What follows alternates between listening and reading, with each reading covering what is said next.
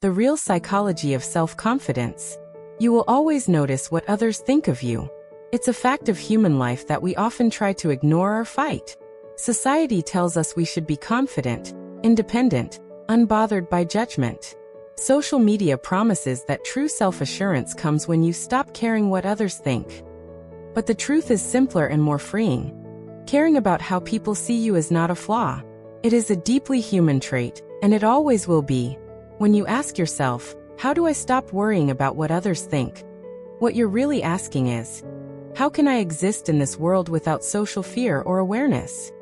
The honest answer is, you cannot, and biologically, you shouldn't want to. Our awareness of others' perceptions is one of the main engines of human learning, social intelligence, and connection. Humans evolved as intensely social creatures. Compared to most other mammals, our brains are enormous, especially the forebrain, which is responsible for reasoning, planning, and complex social thought. The reason we developed these capacities is simple. We survived by cooperating. Alone, we were vulnerable. Groups allowed us to hunt, protect each other, share knowledge, and thrive. A solitary human would struggle against predators or environmental hazards, but a community multiplied survival odds. This pattern is not unique to humans. Across the animal kingdom, sociality drives survival. Think of a lone zebra separated from its herd. It becomes easy prey. The instincts of the zebra are sharpened precisely because it is attuned to the dynamics of its group. Humans are wired the same way. Sensitivity to social feedback is not a weakness. It is the system itself.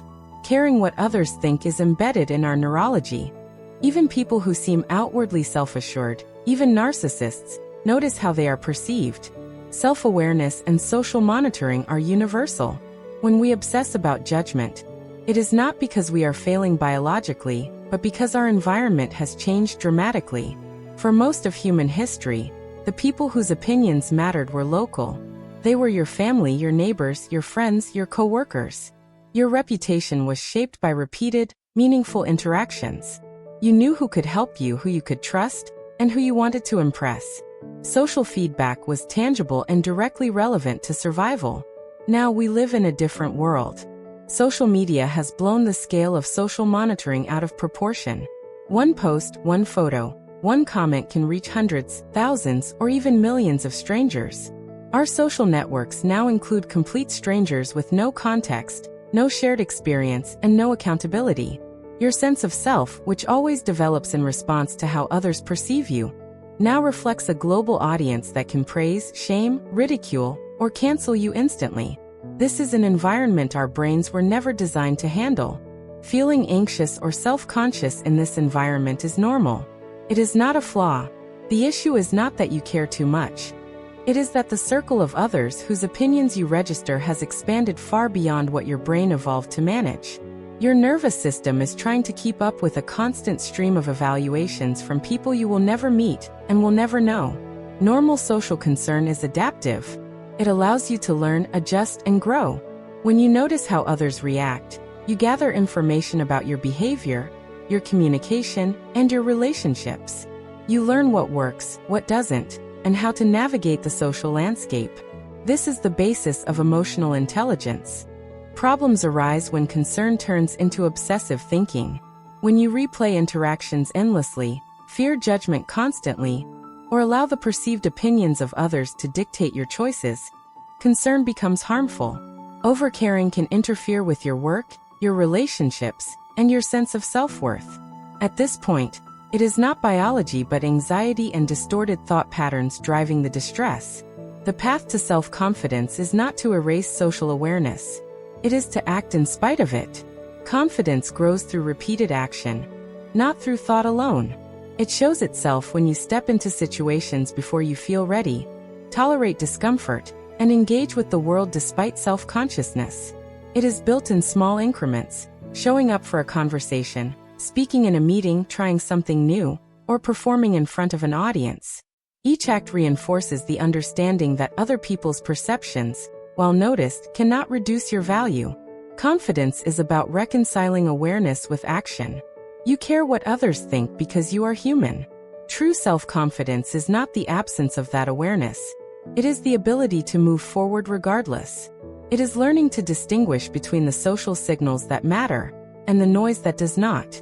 One practical way to build this skill is to focus on the quality of action rather than the judgment it might receive. Pay attention to what you can control. Your preparation, your effort, your integrity, rather than the unpredictable opinions of others. Over time, this repeated pattern strengthens both competence and resilience, and social fear loses its grip. Self-confidence also grows when you contextualize social feedback. Not every opinion is equally important. Not every critic has insight.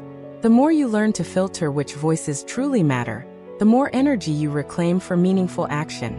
When a stranger online criticizes you, their opinion is data, not destiny.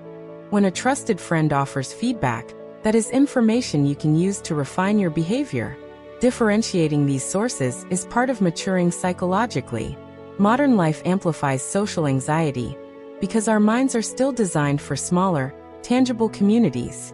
But the principles of self-confidence remain the same as they have for millennia. Notice social feedback, adjust where useful, and act despite fear. Over time, action creates competence, competence creates credibility, and credibility feeds self-assurance. At the end of the day, self-confidence is not about becoming impervious to judgment. It is about living fully, acting deliberately, and tolerating discomfort without letting it define you.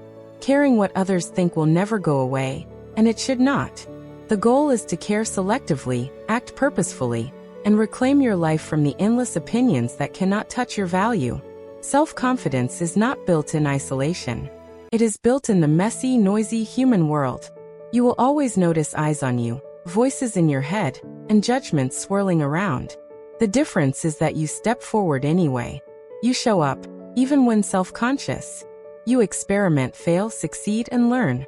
You measure your worth not by the fleeting approval or criticism of strangers, but by your persistence, integrity, and engagement with life. You do not need to stop caring about others. You simply need to start caring about yourself, your actions, and the life you want to live. Self-confidence is living in that space, where you feel the weight of perception and act anyway. It is the space between awareness and courage. That space is where human growth happens, and where real confidence is born.